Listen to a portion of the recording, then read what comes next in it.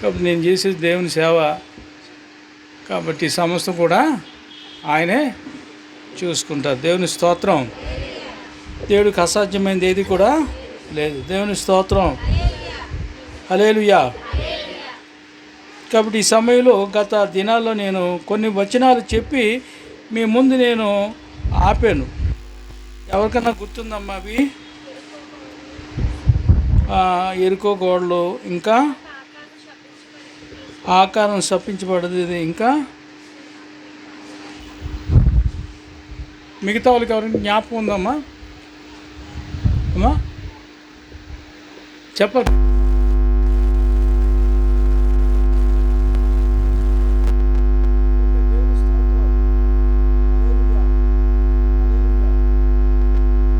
సమయంలో కొన్ని వచనాలు మనం జ్ఞాపకం చేసుకుంటూ ఫర్దర్గా ఒక చోట ఆగిపోయాం. అక్కడి నుంచి కొద్దిగా ముందుకు వెళ్దాం ఉంది. చూడమ్మా, యెహోషువ 5:13.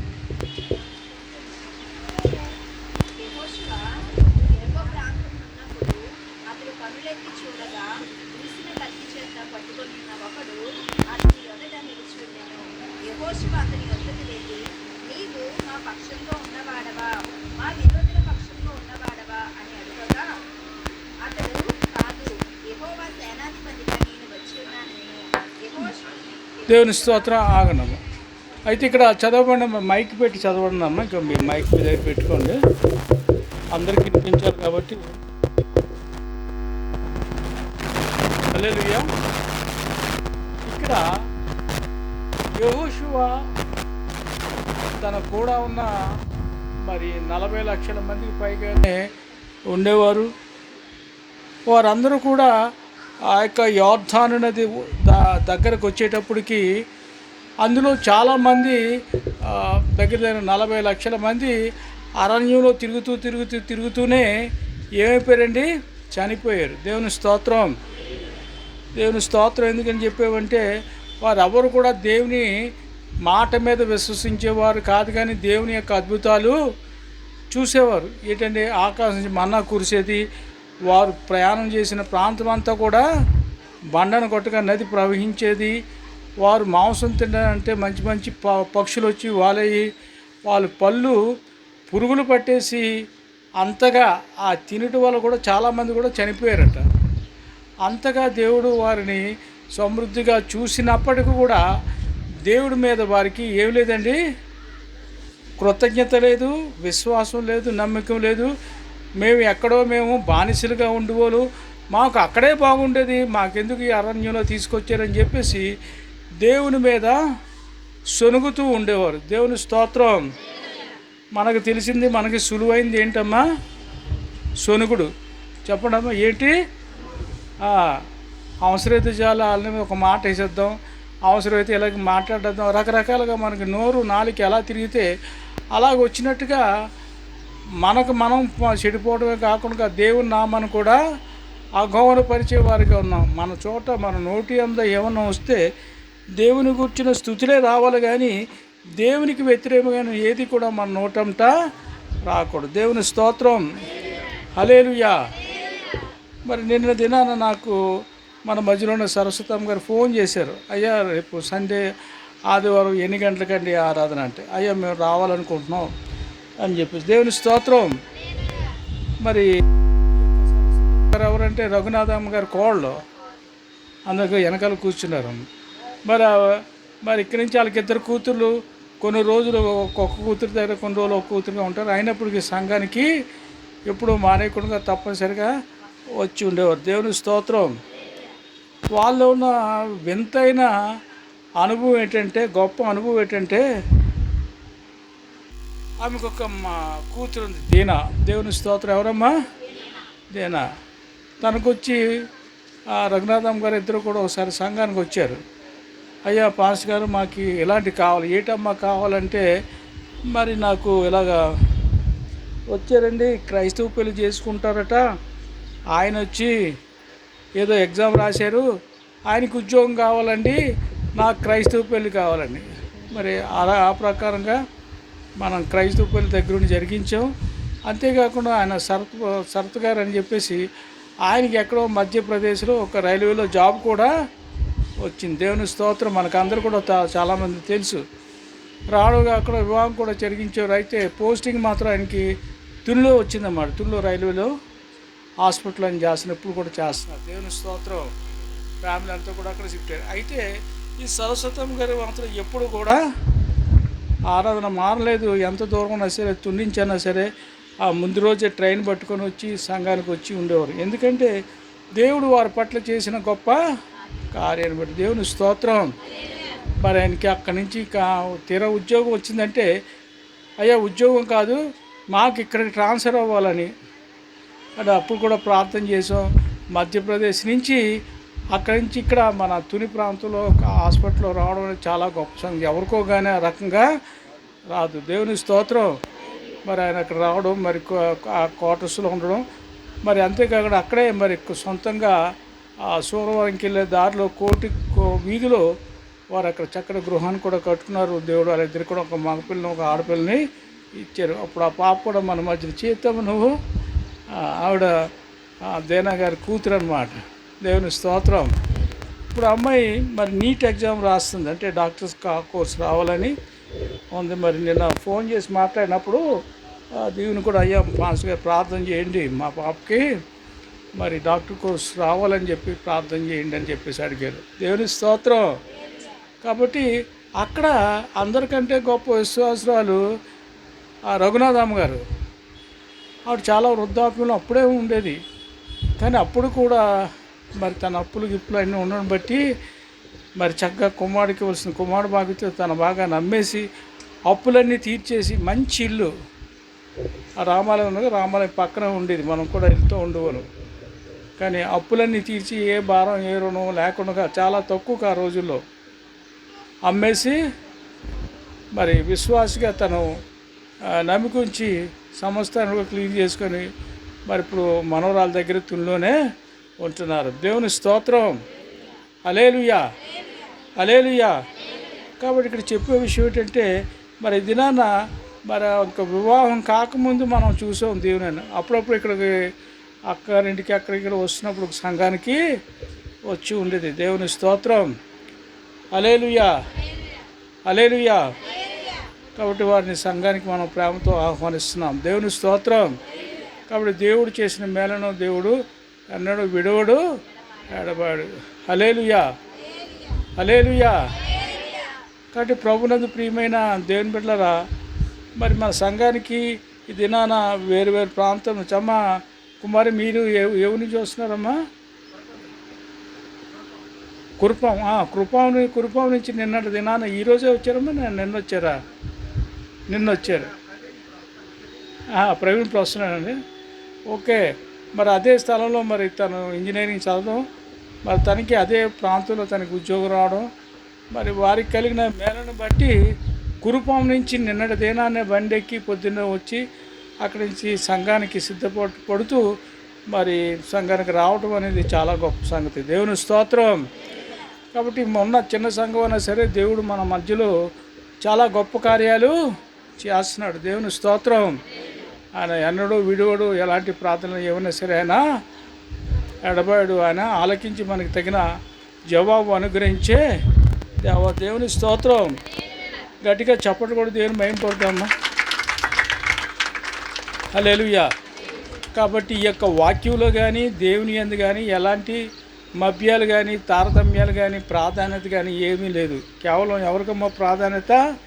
దేవుడికే. దేవుని స్తోత్రం. దేవుడు మహిమపరచబడతాడు. దేవుడు మన జీవితాల్లో గొప్ప కార్యాలు చేస్తాడు. దేవుని స్తోత్రం. కాబట్టి ఇక్కడ ఇశ్రాయేలు ప్రజలు యోర్దాను నది వరకు వచ్చారు. మరి అక్కడ వారి యొక్క అనుభవంలో ఏంటంటే, ఆ యొక్క యోర్దాను నది రెండుగా దేవుడు పాయలుగా చేసి దాని నుంచి నడప చేస్తాడు అనగానే ఇశ్రాయేలు ప్రాంతంలో కూడా వారి జీవితంలో కూడా ఒకసారి అనుభవం పితలు చెప్పేవారు. ఏమని?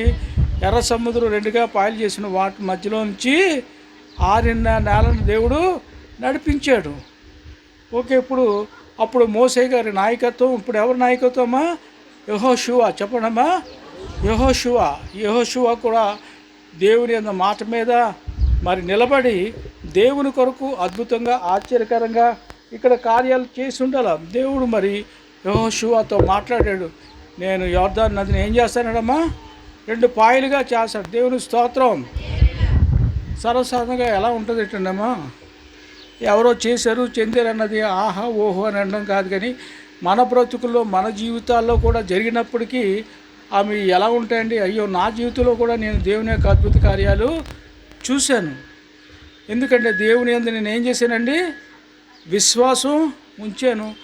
అద్భుతాలు జరిగించడానికి ఆయనకి మాత్రమే తగును అన్నట్టుగా మనం చూస్తారు. కాబట్టి ఇశ్రాయేల్ ప్రజలందరూ కూడా ఉన్నప్పుడు కాబట్టి దేవుని యొక్క పద్ధతులు ఏంటమ్మా చెప్పడమ్మా, ఏంటంటే దేవుని యొక్క పద్ధతులు అంటే మరి యెహోషువ దేవుడు సెలవిచ్చినట్టుగా ఆయన ఎవరైతే మందసాన్ని ఎత్తుకొని వారు మొట్టమొదటిగా ఎక్కడ పెట్టాలన్న కాళ్ళు యోర్దాను నది మీద వారి యొక్క చీలమండలాలు అంటే అరికాలు కాళ్ళు ముట్టేటప్పటికి అందరూ కూడా సిద్ధంగా ఉండాలి. ఎందుకని అక్కడ యోర్దాను ఏమవుతుందమ్మా, 2గా పాయలవుతుంది. దాని నుంచి వారందరూ దాటిపోతారు. ఇది సాధ్యమా?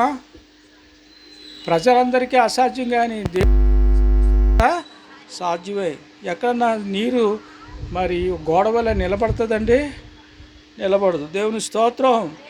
కాబట్టి వీళ్ళందరూ కూడా విశ్వాసంతో యెహోషువ యొక్క మాట విన్నాడు. యెహోషువ నమ్ముకున్న దేవుని ఎడల వారు కూడా ఎవరమ్మా విశ్వాసంతో ఉంచారు. కాబట్టి మొట్టమొదటిగా ఆ యొక్క మందసాన్ని పట్టుకొని వారి యొక్క చీలమండలాలు ఆ యొక్క నదిని తాటగానే అవి ఏమైందమ్మా, అది 2గా చీల్చబడ్డది. దేవుని స్తోత్రం.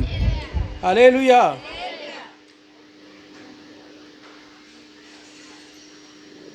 అయితే అక్కడ వారు దాటిన తర్వాత వారికి ఒక దూత వారికి ఎదురుగా నిలబడ్డది.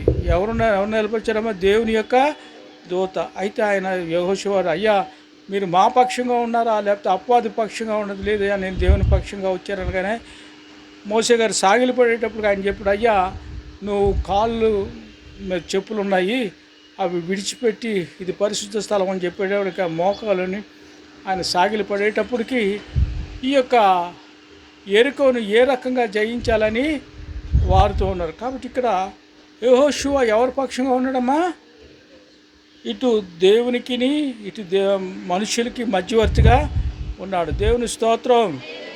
అలాగే ఇహలోకులు మనం జీవించినంతకాలం కూడా అన్ని జనులకి దేవుని ఎరిగిన బిడ్డలకి వారికి మనకి మధ్యలో మనం ఎలా ఉండాలండి, దేవుని బిడ్డలుగా మనం మధ్యవర్తులుగా ఉన్నప్పుడు దేవుడు కూడా మనల్ని ఏం చేస్తాడండి, వాడుకుంటాడు. దేవుని స్తోత్రం. అంతేగాని నేను ఇండిపెండెంట్ని, నేను చేసే గొప్ప పనులను కూడా నేను చేసే ప్రతిదీ కూడా నాకే మహిమ చెందాలా, దేవునికి మహిమ చెందాలంటే అలాంటి వారి ద్వారా ఏమి కూడా దేవుని కార్యాలు జరగవు. దేవుని స్తోత్రం. హల్లెలూయా. కాబట్టి కత్తిప దూసి పట్టేటప్పటికి ఆయన దగ్గర మోకరిల్లి సాష్టాంగపడి మరి వారితో ఉన్నట్టు చదవండమ్మా. 5వ అధ్యాయం 14వ వచనం.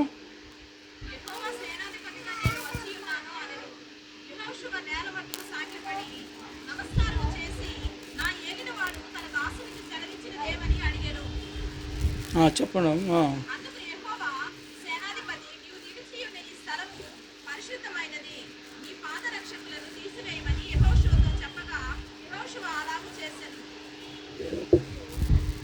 దేవుని స్తోత్రం.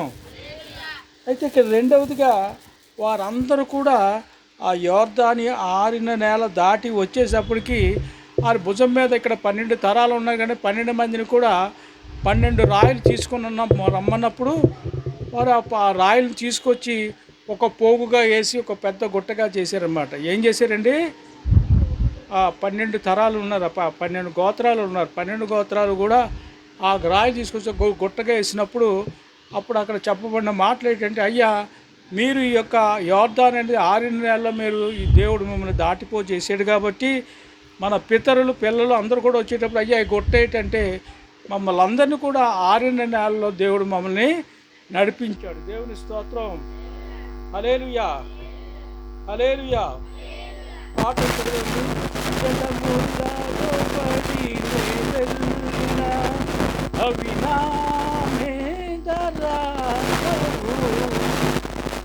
అగ్నిలో నేను నడచిన జ్వాలలు నన్ను కాయవు.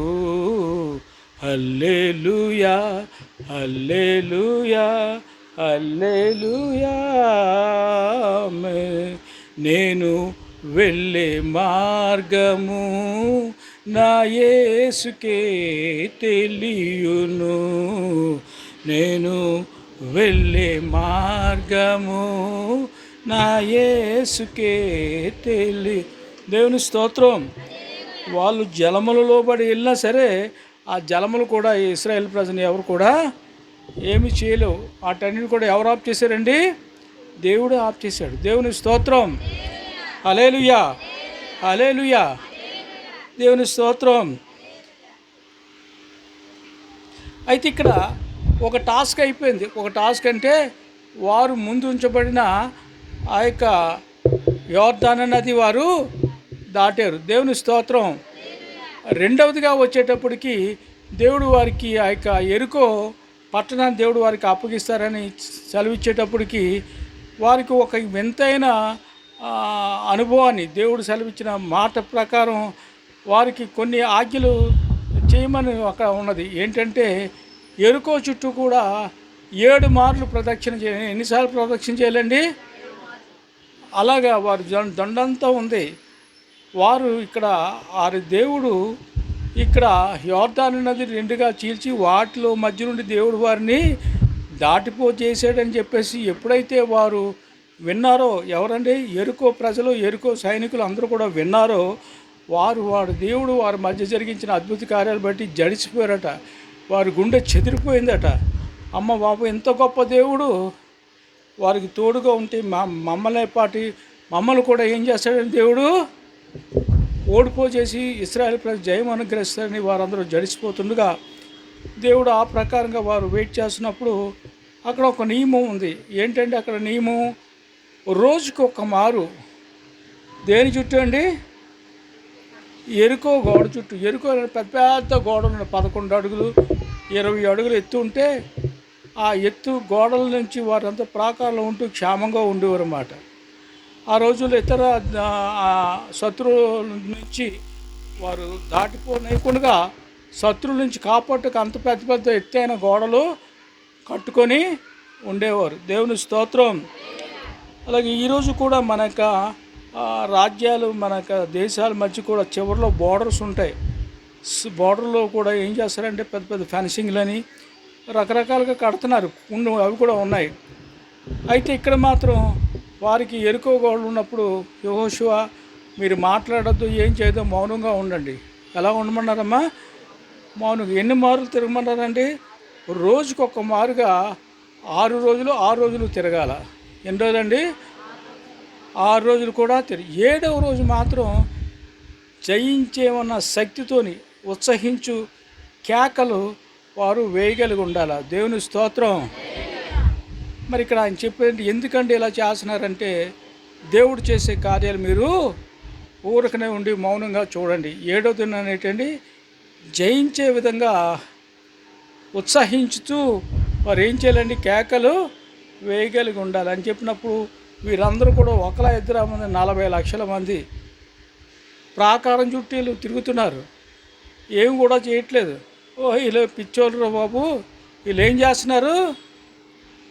గోడ చుట్టూ తిరుగుతున్నారు. మరి మమ్మల్ని ఏమి కూడా చేయలేరు అన్నట్టుగా ఉన్నారన్నమాట. అయితే 7వసారి మాత్రం వాళ్ళు చెప్పి ప్రోత్సహించు, హల్లెలూయా, దేవుని స్తోత్రం అని చెప్పి కేకలు పెడుతూ దేవుడు మాకు ఈ యొక్క గోడలను పగలగొడుతున్నారు, ఈ దేశాన్ని మాకు అప్పగిస్తున్నాడు. దేవుని స్తోత్రం. అంటే ఆ యొక్క ఉత్సాహం ఎలా ఉంటుందండి? జయించే ఉత్సాహం, ఆర్భాటించే ఉత్సాహం. కేవలం 7వ మారు ఆ ప్రకారంగా వారు తిరిగేటప్పటికి గోడలన్నీ కూడా ఏమైపోయండి? పగిలిపోయి అందులోంచి ఏం చేశారండి? వీరు సులువుగా వెళ్ళి వీరందరూ కూడా ఆ యొక్క ఎరుకో దేశాన్ని, దాంట్లో ఉన్న వారు అందరినీ కూడా నాశనం చేశారు. ఏం చేశారో అందరినీ కూడా. అయితే ఇక్కడ దేవుని యొక్క నిబంధన ఎలా ఉందంటే, మీరు నాశనం చేశారు కాబట్టి దాంట్లో ఏ ఒక్కటి శపితమైనది ఏది కూడా మీరు ముట్టుకో. చెప్పడమ్మా. దేవుడు ఒకసారి దాన్ని శపించే ముందు దాన్ని ఎవరు కూడా ముట్టుకోకూడదు. దేవుని స్తోత్రం. అయ్యా ఎందుకు ముట్టుకోకూడదు, దేనికోసం ముట్టుకోవాలి? దేవుడి యొక్క ఆజ్ఞ అది శపించబడ్డది కాబట్టి ఈరోజు సమస్తం కూడా అది ఏమైందండి, నాశనం అయిపోయింది. దేవుడు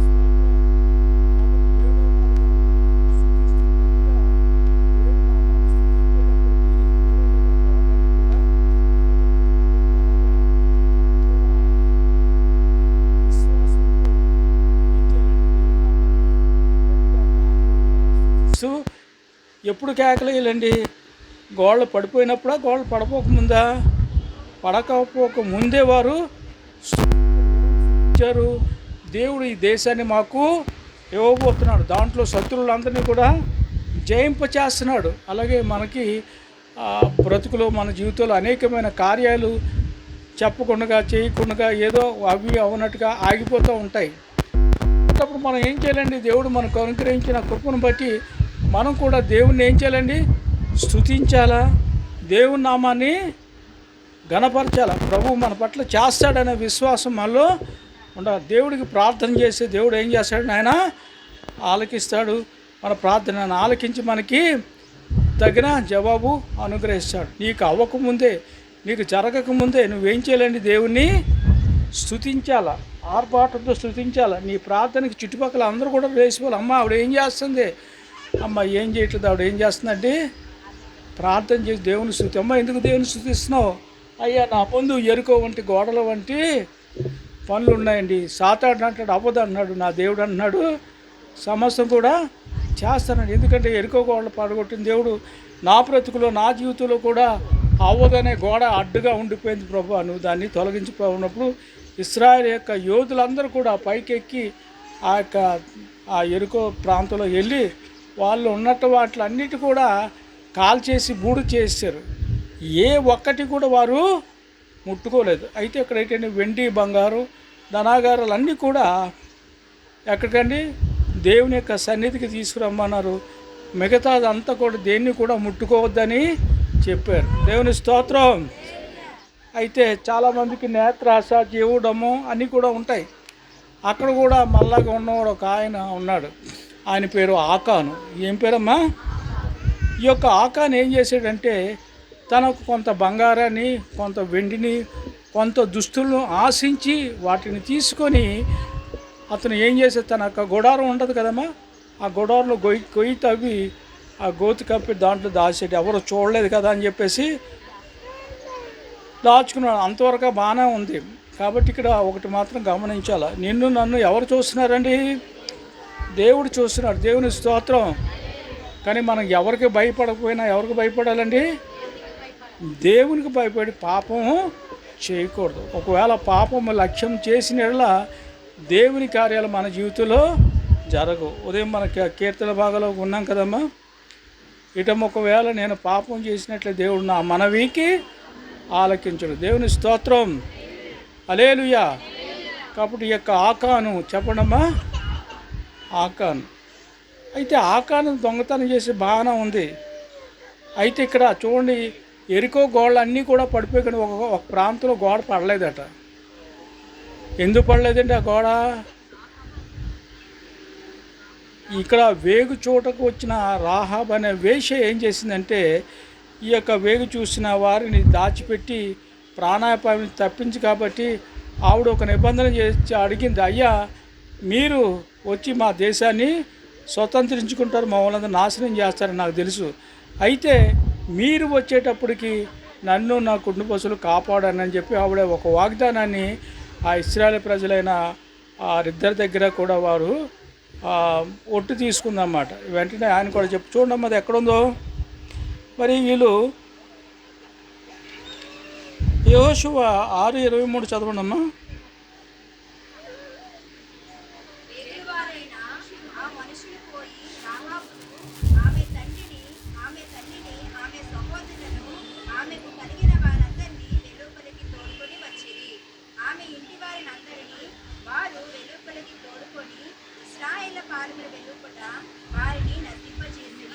నివసింపజేసిన దేవుని స్తోత్రం.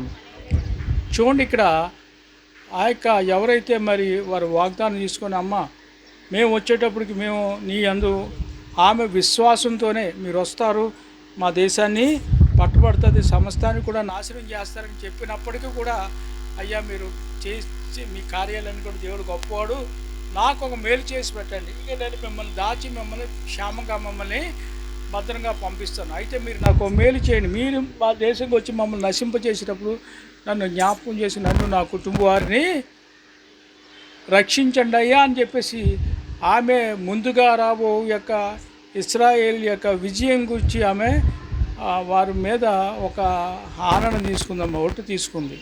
కాబట్టి యెహోషువ అయ్యా మీకు వేగ చుక్కట చూసినప్పుడు ఆమె మీకు చక్కటి ప్రాణాన్ని భిక్ష పెట్టి వారిని రక్షించింది, కాబట్టి ఆమెను రక్షించండి అంటే ఆ యెరికో ప్రజలు అందరూ కూడా నాశనం అయిపోతారు. ఒకే ఒక్క కుటుంబం, ఎవరి కుటుంబం అండి? రాహాబు కుటుంబం. దేవుని స్తోత్రం, హల్లెలూయా.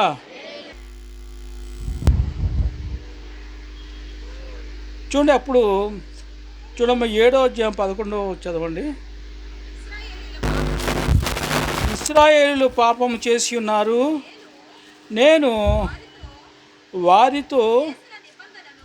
వారితో చేసిన నిబంధనను వారు మీరి ఉన్నారు, శపితమైన దాన్ని కొంత తీసుకొని దొంగిలి బొంకి తమ సామానులో పాతి ఉంచుకున్న. దేవుని స్తోత్రం, హల్లెలూయా, హల్లెలూయా. చూడండి, మరి ఆ యెరికో పట్టణం అనేది ఎంతో గొప్ప పట్టణం, అనేక మందిగా ఉన్నారు, అనేక ఆస్తిపాస్తులు కలిగి ఉన్నారు. దేవుడు వీళ్ళందరినీ కూడా చూడలేదు, కానీ ఇశ్రాయేలు ప్రజలు ఒకే ఒక వ్యక్తి ఏం చేశాడండి? పాపము చేశాను. చెప్పండమ్మా, చెప్పాలి, ఏం చేశాడండి? ఈ పాపం చేయడం వల్ల వచ్చిన నిందేటండి, ఏంటండి ప్రాబ్లం, సమస్య ఏంటంటే వీరు యెరికో జయించిన తర్వాత పక్కన ఉన్న చిన్న రాజ్యమైన హాయి, ఏంటమ్మా అది? హాయి అనే చాలా చిన్నది. వాళ్ళు అనుకున్నారు అందరూ కూడా వెళ్ళవలసిన లేదు, ఒక 2000 మంది వెళ్ళి దాన్ని మనం జయించి వచ్చేయచ్చనే విషయంలో వారు మాట్లాడుకొని 2000 మంది అక్కడికి వెళ్ళారు. కానీ అక్కడ వాళ్ళు ఆ జయింపు లేక వారి తరిమి ఇశ్రాయేలు ప్రజల్ని చంపడం జరిగింది. దేవుని స్తోత్రం, హల్లెలూయా. ఎవరికైనా ఎంత ధైర్యం అండి ఇశ్రాయేలు ప్రజలను నశింపచేసి చంపి వారిని తీసుకెళ్లే పరిస్థితి వస్తుందా? కానీ ఇక్కడ వచ్చింది. ఎందుకని వచ్చిందండి? ఎవరు పాపం చేశారు? ఒకే ఒక వ్యక్తి శపితమైన దాన్ని ముట్టుకొని దాన్ని దాచుకోవడం వల్ల వారు ఏమైపోయారండి? ఇశ్రాయేలు ప్రజలు ఓడిపోయి పారిపోయి అందరూ కూడా చనిపోతే యెహోషువ ఏం చేస్తాడండి? ఆయన దేవుని సాగిలిపడి, ప్రభువా ఏంటి ఈ పరిస్థితి అన్నప్పుడు దేవుడు ఆయనతో మాట్లాడి, అయ్యా మీలో నాకు వ్యతిరేకంగా శపితమైన దాన్ని తీసుకొని ఏం చేశారు? ఒక అతని పాపము ఇశ్రాయేలు ప్రజలందరి మీద కూడా వచ్చి ఉంది. దేవుని స్తోత్రం. అందుకని ఇక్కడ చెప్పబడిన మాట ఏంటంటే, పాపానికి దేవునికి ఏమి లేదండి, పొంతు లేదు. పాపం అప్పుడు కూడా దేవుని ఎదుట నిలువజాలదు. దేవుని స్తోత్రం, హల్లెలూయా, హల్లెలూయా. పాపం ఎప్పుడు కూడా దేవుడు నిలవదు. కాబట్టి ఒకరు పాపం చేయడం వల్ల ఇశ్రాయేలు ప్రజలు ఓడిపోవడం అంటే ఎప్పుడు జరగదు. కానీ ఈ యొక్క ఆకాను చేసిన పాపం వల్ల వారు ఓడిపోయి అనేక మందిగా చనిపోయినప్పుడు వారు సాగిలిపడి మోకరించి దేవుని సన్నిధిలో ఆ యొక్క మందసం మీద ప్రార్థన చేసేటప్పుడు అప్పుడు దేవుడు వారిని కలుగు చేసుకుని, అయ్యా ఎందుకు అలా చేస్తారు, మీలో ఎక్కడైతే పాపం చేసుకున్నారో దాన్ని పట్టండి అని చెప్పినప్పుడు మరి 12 గోత్రాలు ఒక్కొక్కరు తీసినప్పుడు ఈ యొక్క ఆకాను పరిస్థితి వచ్చేటప్పటికి ఆకానుని అక్కడ తీసుకెళ్ళి అక్కడ ఒక లోయ ఉంది, అఖోర లోయ. లోయ పేరు ఏంటండి? అఖోర లోయలో ఆ యొక్క ఆకాను కలిగిన సమస్యను మొత్తం అందరూ కూడా తీసుకొచ్చి వాళ్ళతో రాళ్లతో కొట్టి ఏం చేశారండి? రాళ్లతో కొట్టి చంపి అందరూ కూడా ప్రతి ఒక్కరు రాయేసాడు. అక్కడ ఒక పెద్ద గుట్టగా తయారైంది.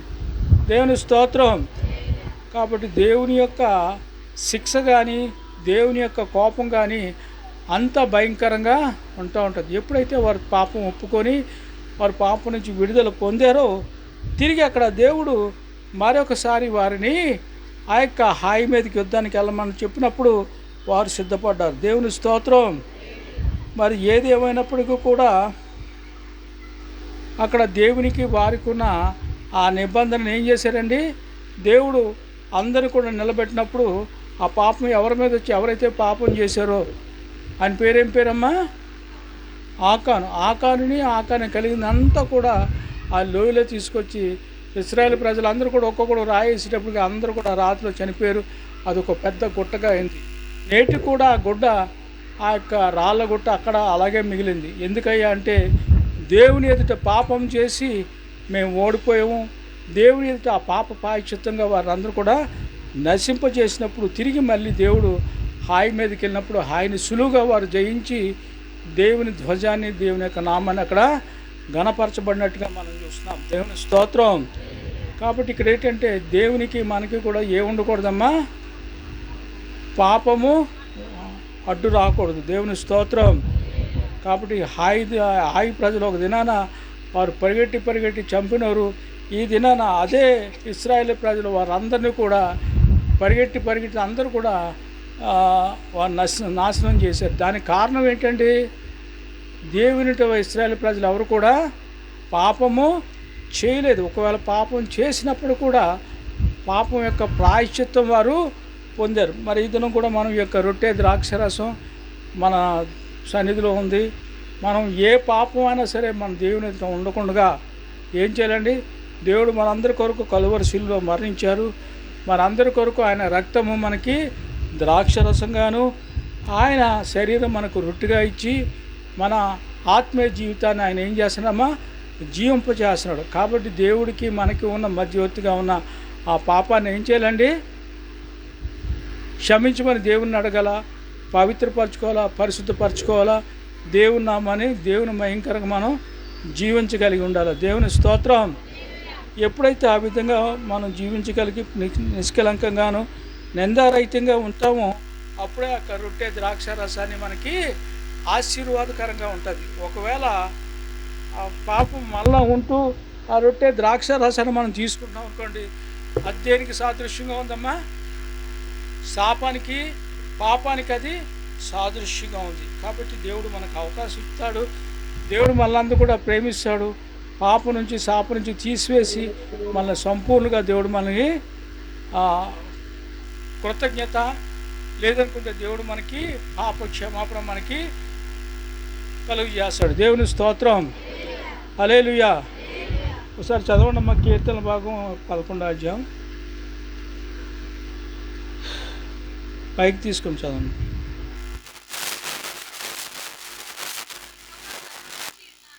అది కాదమ్మా, 1 కొరింథీ 11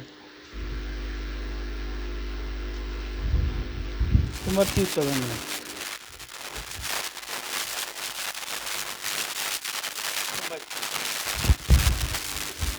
ఈ సమయంలో 1 కొరింథీ 11వ అధ్యాయం మనం చదువుతున్నాము. 1 కొరింథీయులకు రాసిన పత్రిక 11వ అధ్యాయం 23వ వచనము.